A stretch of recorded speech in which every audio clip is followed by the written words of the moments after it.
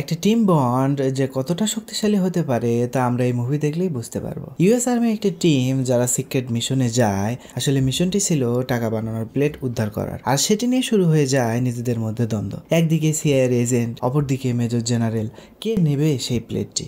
অপরদিকে সেই টিমটি দেখি যারা প্লেট উদ্ধার করতে গিয়ে নিজেরাই ফেসে যায়, আর এরা নিজেদের নির্দোষ প্রমাণ করার জন্য সরকারের কাছে সেই প্লেটটি ফিরিয়ে দেওয়ার প্ল্যান করে। আসলে আমরা দ্য এ টিম নামের একটি সিনেমার গল্প করব। মুভিটি পরিচালনা করেছে জো কারনাহান, আর মুভিতে অভিনয় করেছে আমার কিছু পছন্দের অভিনেতা Liam Neeson, Bradley Cooper, Jessica Biel, Quinton Rampage Jackson, Sharlto Copley, Patrick Wilson সহ আরও অনেকে।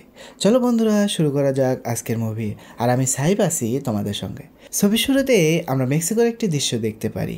এখানে একটি বড় ফাঁকা স্থান, আর সেখানে ছোট্ট একটি ঘরের ভিতরে মেক্সিকোর দুইজন ফেডারেল পুলিশ অফিসারকে দেখতে পারি, যারা একজনকে বেঁধে রেখেছে এবং লোকটিকে প্রচন্ড পরিমাণে মারধর করছে। পুলিশ এই লোকটির কাছ থেকে কিছু তথ্য বের করার চেষ্টা করছে, কিন্তু অনেক পেটানোর পর যখন এই ব্যক্তি কোনো কথা বলছিল না, তখন একজন পুলিশ বলে যদি কিছু নাই বলে তবে তাকে মেরে ফেলো। কথাটি শুনে অপরজন হাতে গান নেয় এবং প্রথমজন বলে তার জন্য একটি বিশেষ গান আছে। অপরজন সেই বিশেষ গানটি নেয় এবং গুলি মারতেই যাবে, কিন্তু যখন সে টিগারটি চাপ দেয় তখন সে বুঝতে পারে গানটি নষ্ট। তখন সে তার অপর সঙ্গীর দিকে তাকায় এবং তারা হাসতে থাকে। অপর পুলিশ অফিসার বলতে থাকে এর পরের বার তৈরি হয়ে এসো। এই ব্যক্তিটি আসলে এই দুজন পুলিশ অফিসারকে অনেক টাকা ঘুষ দিয়েছিল কোনো কারণে, কিন্তু ধরা খায়। তারপর তারা সেখান থেকে চলে যাবার সময় বলে যে কুকুরগুলি তাদের খাবার নিজেরাই তৈরি করে নেবে, এবং তারা কর্নেলের টাকাটাও নিয়ে যায়।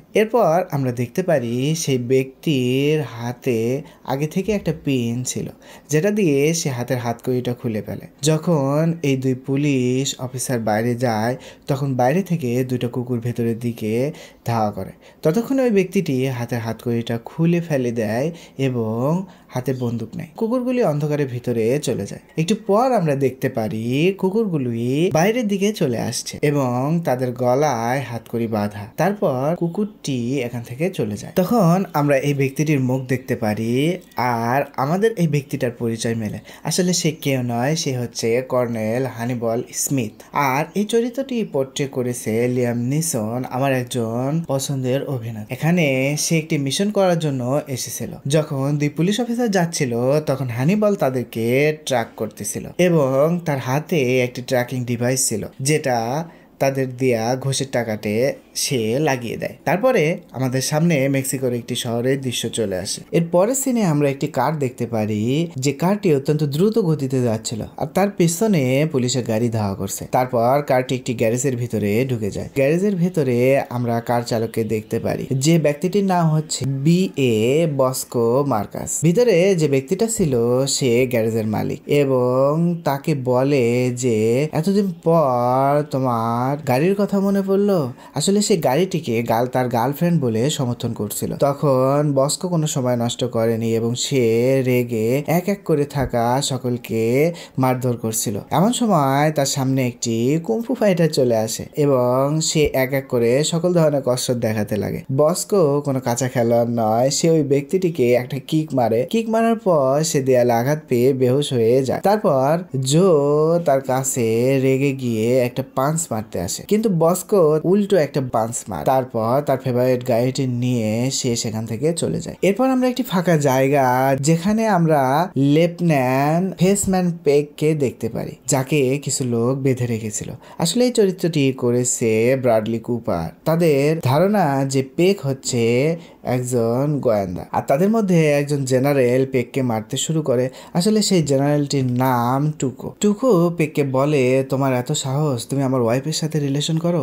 ওই কথা শুনে পেক বলে সে আসলে অনেক হট এবং আমরা দুজনেই তোমাকে অনেক ঘৃণা করি। তখন টুকো তাকে একটি জোরে পাঞ্চ মারে। অপরদিকে আমরা হ্যানিবলকে দেখতে পাই যে সেখান থেকে দৌড়ে পালিয়ে যাচ্ছে। অনেক দূর আসার পর সে দেখতে পারে একটা কার আসছে, আর এই কারটি আর কারো নয়, সেটি হচ্ছে বস্কো। বস্কোর। তারপর সে বস্কোর গাড়ির সামনে দাঁড়ায়। যখন বস্কো তার গাড়িটি থামায় তখন সে তাকে গান পয়েন্টে করে। হ্যানিবল বলে যে আমার গাড়িটা দরকার, তা না হলে আমার বন্ধু মারা যাবে। বস্কো তাকে বলে যে চোরের সাথে চুরি। তখন হ্যানিবল ঠিক তার হাত বরাবর একটি গুলি করে। তারপরে সে তার গাড়ির ভিতরে গিয়ে বসে। বস্কো তার আঘাতটি ঢাকছিল। তখন হ্যানিবল তার ট্যাটু দেখতে পায় এবং তখন সে বুঝতে পারে যে বস্কো কোনো এক সময় আর্মিতে কাজ করত। তখন হ্যানিবল তার ব্যাটালিয়নের সম্পর্কে জানতে চায়। তখন বস্কো বলে আমার ব্যাটালিয়ন অনেক ভালো ছিল এবং সে সতর্ক করে বলে যে আমার ব্যাটালিয়ন সম্পর্কে কোনো খারাপ মন্তব্য করবে না, আমি এখনও আমার ব্যাটালিয়নকে অনেক সম্মান করি। এ কথা শুনে হ্যানিবল তার হাতের ট্যাটুটি বের করে দেখায় এবং সেও বলে আমিও আর্মিতে কাজ করতাম। তারা তাদের আর্মির পরিচয় একে অন্যকে দিতে থাকে। এরপর তারা একে অন্যের সাথী হয়ে যায়। তারপর দুইজন সামনের দিকে রওনা দেয়। আমরা পেককে দেখতে পারি যখন টুকো পেককে মারছিল তার কাছে ওই দুই ফেডারেল অফিসার চলে আসে যারা হ্যানিবলের টাকা নিয়েছিল। পুলিশ অফিসার টাকাগুলো টুকোর হাতে তুলে দেয় এবং টুকো বলে এতক্ষণে তোমার সাথীকে আমাদের কুকুরগুলি খেয়ে ফেলেছে। এটা বলে পেককে আগুন দিয়ে জ্বালিয়ে দিতে শুরু করে। তারপরে টুকো টাকাগুলি গোনা শুরু করে এবং দেখে ভেতরে একটি ট্রাকার বসানো। আর তখনই হ্যানিবল ও বস্কো গাড়ি নিয়ে সেখানে চলে আসে।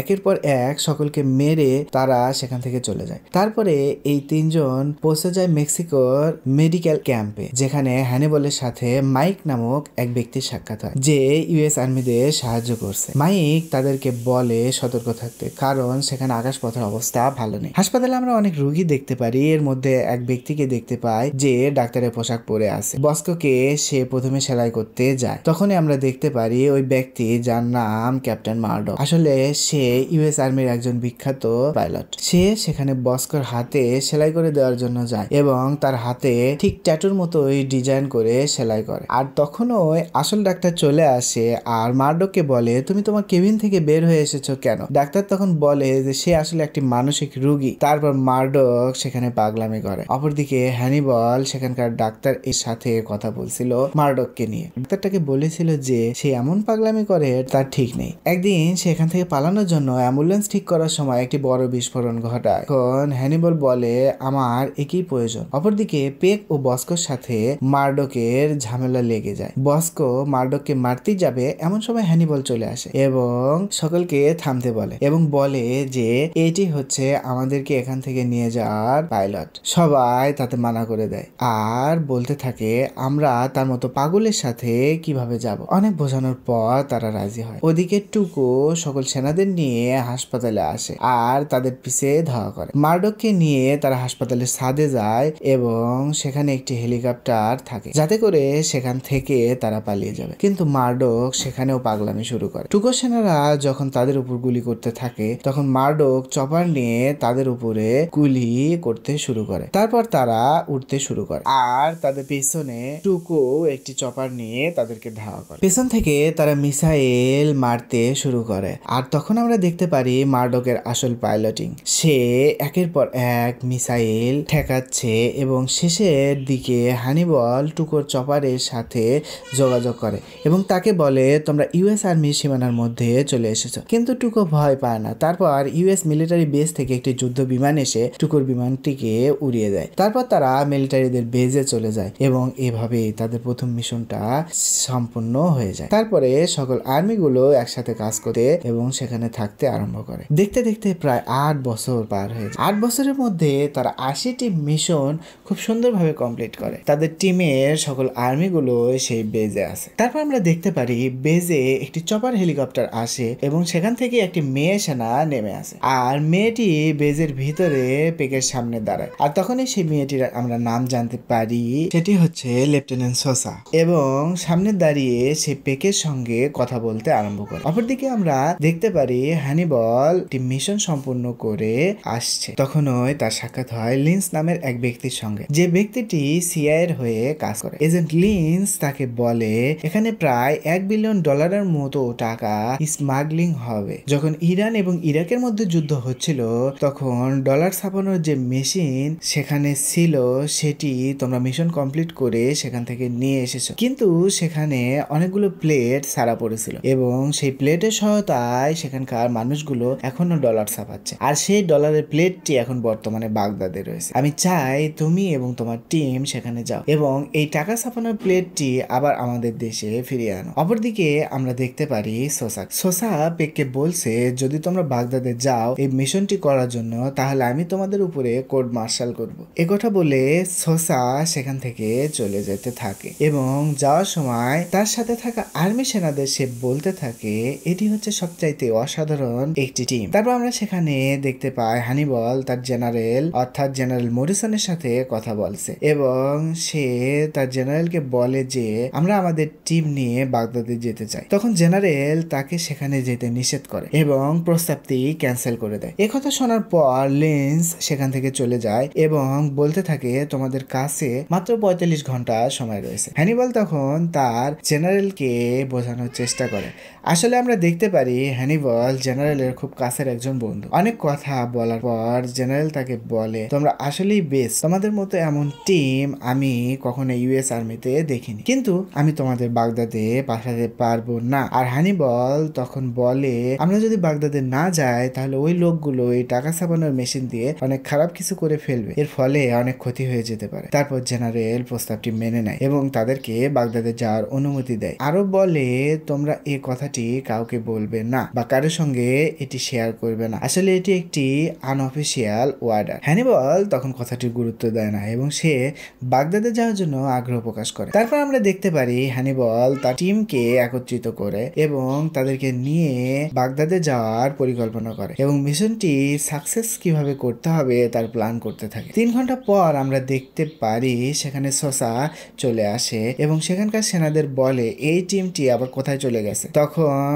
ছেলেরা বলে ওই টিমগুলো ওই টেন্টের ভিতরেই আছে এবং সেখানে অনেক মজা করছে।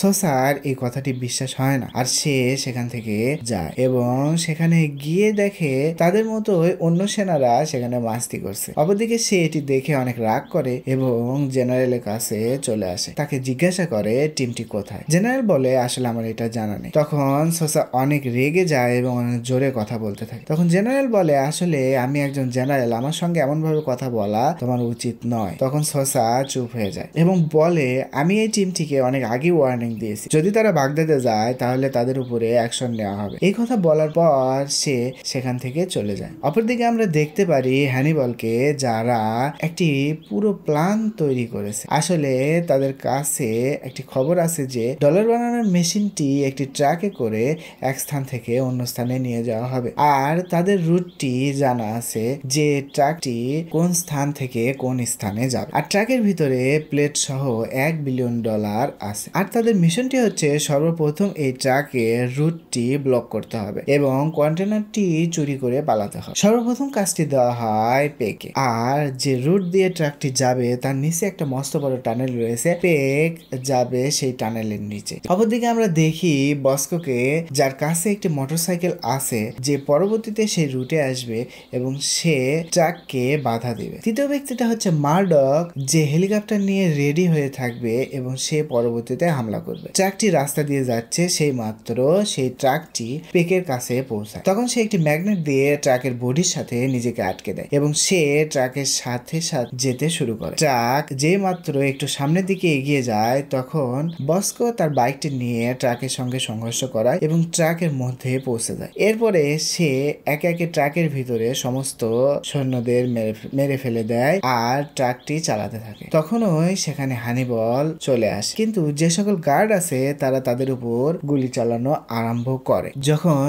পেক হ্যানিবলকে দেখে তার সঙ্গেও সে ট্রাকের উপরে চলে যায় এবং একসাথে ফায়ার করতে আরম্ভ করে। আর এই মুহূর্তে আমরা দেখতে পারি বস্কো ট্রাকটি চালাচ্ছে। বস্কো রুট চেঞ্জ করে একটি টানেলের ভিতরে নিয়ে যায়। অপরদিকে পেক ও হ্যানিবল কন্টেনারে ইয়ার প্যাড লাগাচ্ছে যাতে এটি ডুবে না যায়। একটু দূরে যাওয়ার পর তারা ট্রাকটিকে একটি নদীর ভিতরে নেমে দেয়। আর তখনই মার্ডক একটি হেলিকপ্টার নিয়ে আসে এবং তার পিছনে থাকা সেই জিপটির উপরে এলোপাথারি গোলাবর্ষণ গোলাবর্ষণ করতে থাকে। এরপর হ্যানিবল ও পেক কন্টেনারের উপরে আসে আর মার্ডক তখন হেলিকপ্টার থেকে একটি হুক নেমে দেয় এবং নিচে তারা কন্টেনারের সাথে হুক আটকে দেয়। তারা সহজে হেলিকপ্টার করে এই কন্টেনারটাকে নিয়ে এখান থেকে চলে যায় আর তখনও সেখান থেকে তারা ইউএস মিলিটারি বেজে পৌঁছায়। এমন সময় জেনারেল এজেন্ট লিঞ্চের সাথে কথা বলছিল। এরপর মেজর জেনারেল তাদের হেলিকপ্টারটিকে ল্যান্ড করার অনুমতি দেয় এবং এইভাবেই তাদের আরেকটি মিশন সম্পূর্ণ হয়ে যায়। নিচে আসার পর সেখানে অবস্থিত সকলে বাইরে বেরিয়ে আসে এবং জেনারেল তার গাড়িটা নিয়ে চলে আসে, কিন্তু আমরা সেই মুহূর্তে দেখতে পারি করে জেনারেলের গাড়িটি বিস্ফোরণ হয়ে উড়ে যায় এবং তারপর এক এক করে সেখানে অবস্থিত সকল গাড়ি ব্লাস্ট হয়ে ধ্বংস হয়ে যায়। তারা জেনারেলের গাড়ির দিকে এগিয়ে যায়। এরপর হ্যানিবল পাইককে দেখতে পায় যে পালিয়ে যাচ্ছে। একটু সামনে যেতেই তারা দেখতে পারে যে তাদের আনা সেই কন্টেনারটি ব্লাস্ট হয়ে যায় আর সকল ডলার আর প্লেট শেষ হয়ে যায়। সেই মুহূর্তে সেখানে সসা চলে আসে। সে হ্যানিবল ও তার টিমকে গ্রেপ্তার করে। তারপরে আমরা দেখতে পারি এই টিমের সকল সদস্যের বিরুদ্ধে কোর্ট মার্শাল হয় এবং সোসাকে তার লেফটেন্যান্ট পদ থেকে ডিমোশন দেওয়া হয়। জেনারেল সহ বাকিদের কবরে সম্মাননা দেওয়া হয়। অপরদিকে তাদের এমন কাজ করার কারণ জানতে চাওয়া হয় যে তারা যে মিশনটি করেছে কিন্তু তাদের এখানে কোনো অফিসিয়াল অর্ডার নেই আর তাদেরকে বাঁচাবে কে, কিন্তু তাদের কোনো অফিসিয়াল অর্ডারও নেই। তাদের সকল আশা শেষ হয়ে যায় এবং 4 জনকেই 10 বছরের কারাদণ্ড দেওয়া হয় এবং তাদেরকে ফোর্ট ক্যারাজন কলোরাডোর ম্যাক্সিমাম সিকিউরিটি জেলে পাঠানো হয় এবং 6 মাস তাদের এইভাবেই কেটে যায়। 6 মাস পর লিন্স সেই জেলে আসে এবং সে সর্বপ্রথম হ্যানিবলের সাথে দেখা করে। বলে 6 মাস পার হয়ে গেছে কিন্তু তুমি এবং তোমার টিম আমাকে টাকা ছাপানোর মেশিনের সন্ধান দিতে পারোনি আর সকলেই মনে করছে তোমাদের টিম পাইকের সঙ্গে কাজ করছে। তখন হ্যানিবল বলে পাইক মেজর মরিসনকে মেরেছে, প্লেট চুরি করেছে, আমাদেরকে ধোকা দিয়েছে আর আমি জানি সে কোথায় আছে। লিন্স তখন পাইকের একটি ছবি বের করে, অপরদিকে হ্যানিবল আরেকটি ছবি বের করে এবং বলে যে সে এখন জার্মানির ফ্র্যাঙ্কফুর্টে আছে। আমি আমার টিমের কাছে ওয়াদা করেছিলাম যে তাদের জেল থেকে মুক্ত করব এবং তাদের উপরে আরোপ করা সকল কেস দূর করব। তুমি আমাদেরকে এখান থেকে বের করো। তখন লিন্স বলে আমি আইনগতভাবে তোমাকে কোনো সাহায্য করতে পারবো না। তখন হ্যানিবল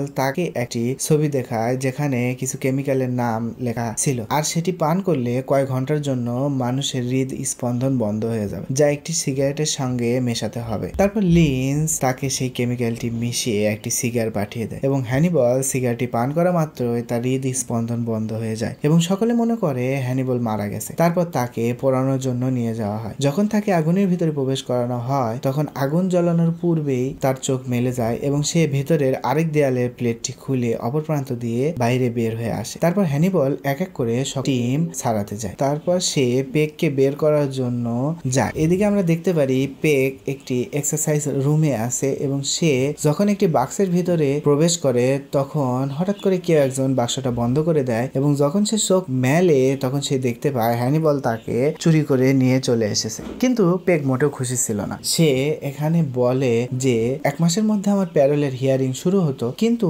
এখন সে জেল পালানো আসামি। অপরদিকে আমরা সোসাকে দেখতে পারি যাকে তার সিনিয়র ডেকে নেয় এবং তাকে বলে হ্যানিবল জেল থেকে পালিয়েছে, তাকে ধরার দায়িত্ব এখন তোমার কাছে। তারপর সোসা জেলের ভিতরে প্রবেশ করে এবং সেখানে গিয়ে তদন্ত করে এবং সিসি ক্যামেরা আর ফুটেজ গুলো চেক করতে থাকে এবং সে তদন্ত করতে থাকে আসলে কে হ্যানিবলের সঙ্গে সাক্ষাৎ করার জন্য এসেছিল। সে ফুটেজ গুলো দেখেছিল কিন্তু সে বুঝতে পারে যে ফুটেজ গুলোকে আগে থেকে করাপ্ট করে দেওয়া হয়েছে। যে ভিজিটর তাকে দেখতে এসেছিল তার ফেস দেখা যায় না। এখানে কিন্তু সসার পুরো সন্দেহটা চলে যায় লিন্সের উপর। তখন তার কাছে পাইকের ছবি আমরা খুঁজে পাই। অপরদিকে তারা দুইজন মিলে বস্কোকে পালানোর জন্য সাহায্য করতে এগিয়ে যায় আর তারা সেখান থেকে তাকে পালিয়ে নিয়ে যায় এবং তার সঙ্গে গল্প করতে থাকে। তখন বস্কো বলে যে আমি হিংসার রাস্তাটি ছেড়ে দিয়েছি আর আমি এখন থেকে কাউকে মারবো না। অপরদিকে আমরা সোসাকে দেখতে পাই, সে খবর পায় যে জেলের ভিতরে 3 জন সদস্যই পালিয়েছে, একজনই বাকি রয়েছে আর সে হচ্ছে মার্ডক। তখন সে মার্ডকের কাছে চলে যায় আর সে রয়েছে একটি হাসপাতালে। সেখানে সে সোসার আশা দেখতে পায়। তখন সে পাগল হওয়ার অভিনয় শুরু করে আর সকলে মিলে সেখানে একটি ফিল্ম দেখছিল। ফিল্ম চলার সময় হ্যানিবল আর্মি জিপ নিয়ে দেয়াল ভেঙে ভেতরে চলে আসে এবং তারা মার্ডককে নিয়ে গাড়িতে করে পালিয়ে যায়। তারপর চলতে চলতে তারা একটি মস্ত বড় এয়ারক্রাফট দেখতে পায়। মার্ডক ভেতরে যায় এবং সেখানে সে এয়ারক্রাফট ওড়ানোর জন্য তৈরি হচ্ছিল। অপরদিকে তার পিছনে সোসা চলে আসে, কিন্তু মার্ডক এখানে তার কারিশমা দেখায় এবং সে এয়ারক্রাফটটি একের পর এক অন্য বিমানের মধ্য দিয়ে সবগুলি তছনছ করে দিয়ে আকাশে উড়ে যায়। কিন্তু সেখানে অনেকগুলো ফাইটার প্লেন তার পিছনে ধাওয়া করতে শুরু করে, আর এতগুলি প্লেনের সঙ্গে যুদ্ধে পারা অনেক মুশকিলের ব্যাপার হয়ে দাঁড়ায়। চলতে চলতে যখন তারা দেখতে পারে তাদের বিমানটি একেবারেই বিধ্বস্ত হয়ে যাচ্ছে, তখন তারা ট্যাঙ্কের ভিতরে লুকায় এবং সেখানকার প্যারাশুটটি অন করে দেয়। এখানে আমরা দেখতে পারি ট্যাঙ্কটি নিচে চলে আসছে এবং প্যারাশুটটি ঝুলছে। এর ভিতর থেকে ধূপ করে পেগ বের হয়ে আসে এবং অন্যান্য এয়ারক্রাফটের উপরে লাগাতার গুলিবর্ষণ করতে থাকে এবং সবগুলি এয়ারক্রাফটকে সে ধ্বংস করে দেয়। তারপর সেখান থেকে ধীরে ধীরে একটা সেফ ল্যান্ডিং এর মাধ্যমে পানির মধ্যে পড়ে এবং এই সিনগুলো দেখতে দেখতে সসা বলতে থাকে এই লোকগুলি আসলে পাগল। পানিতে ল্যান্ড করার পর তারা সেই ট্যাঙ্কটি পানি থেকে বের করে নিয়ে আসে। তারা বার্লিনে চলে যায়। অপরদিকে লেফটেন্যান্ট সসার কাছে জেল থেকে খবর আসে কে কর্নেল হ্যানিবলের সঙ্গে দেখা করতে এসেছিল। তার ছবি সসা দেখতে পায় আর সে চিনতে পারে, আর সেই হচ্ছে এজেন্ট লিন্স। সসা তাকে কল করে আর বলে তুমি যদি কর্নেলকে পালাতে সাহায্য করতে থাকো তবে তোমার এমন অবস্থা করব, এই বলে সে কলটি কেটে দেয়। এই কথা শোনার পর লিন্স একটু ঘাবড়ে যায় এবং তার লোকদের বলে সোসার উপরে নজর রাখ। তারপর সোসা ওই ছবি দেখতে থাকে এবং পাইকের সাথে থাকা ব্যক্তির খবর নেওয়ার চেষ্টা করে। অপরদিকে হ্যানিবলকে দেখতে পায় যারা পাইকের ছবি নিয়ে প্ল্যান করছে আর বলছে যে পাইক কয় মাস ধরে সেই সকল চুরি হওয়া প্লেটটি জার্মানির ফ্রাঙ্কফুর্ট এর কনিংসব্যাংক টাওয়ারে জমা করছে। কাল ওই প্লেট সে আরবের এক ব্যক্তির কাছে দেবে আর সেই ব্যক্তি ট্রেন ধরে পালিয়ে যাবে। আমাদের তাকে থামাতে হবে। এখন সময় হয়েছে তোমার সেই গার্লফ্রেন্ডকে ডাকার।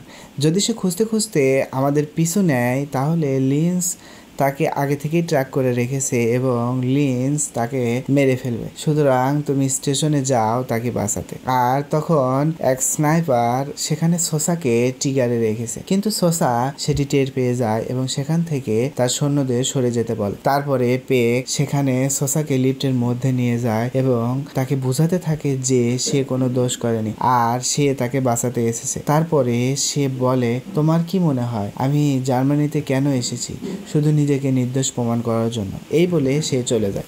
এরপরে আমরা দেখতে পাই ওই আরব মানুষ যে টাওয়ারের কাছে যাচ্ছে আর তারা সেখানে প্লেটগুলি সাজাচ্ছে। এদিকে হ্যানিবল টাওয়ারের উপর থেকে দড়ি দিয়ে নিচে নামছে আর বস্কো অপর বিল্ডিং থেকে একটি রকেট লঞ্চার নিয়ে জানালার দিকে ছড়ে। এর ভিতর হ্যানিবল সেই জানালার ছিদ্র দিয়ে ভিতরে প্রবেশ করে এবং অনেকগুলি স্মোক গ্রেনেড দিয়ে সবকিছু অন্ধকার করে দেয়। সেখান থেকে সে ওই আরব ব্যক্তিকে প্যারাশুট দিয়ে উপর থেকে নিচে ফেলে দেয়। অপরদিকে মার্ডক প্লেন নিয়ে সেই ব্যক্তিকে সেখান থেকে নিয়ে চলে যায়। হ্যানিবল প্লেটটি নিয়ে যাবার সময় তার হাত থেকে নিচে পড়ে যায় আর সে বস্কোকে বলে সেটি নিয়ে আসতে হবে। এরপর বস্কো সেখান থেকে লাফ দেয় আর নিচে নামতে থাকে আর পাইক তার উপর গুলি চালায়। শেষে বস্কো প্লেটটি পায়, কিন্তু পাইক তাকে ধরে ফেলে, তাকে মারতেই যাবে আর তখনও হ্যানিবল চলে আসে। একটি কার নিয়ে তাকে জোরে ধাক্কা দিয়ে বস্কোকে আর প্লেটটি নিয়ে সেখান থেকে সে চলে যায় আর পিছে পিছে পায়ে গুলি করতে করতে এগিয়ে যায় এবং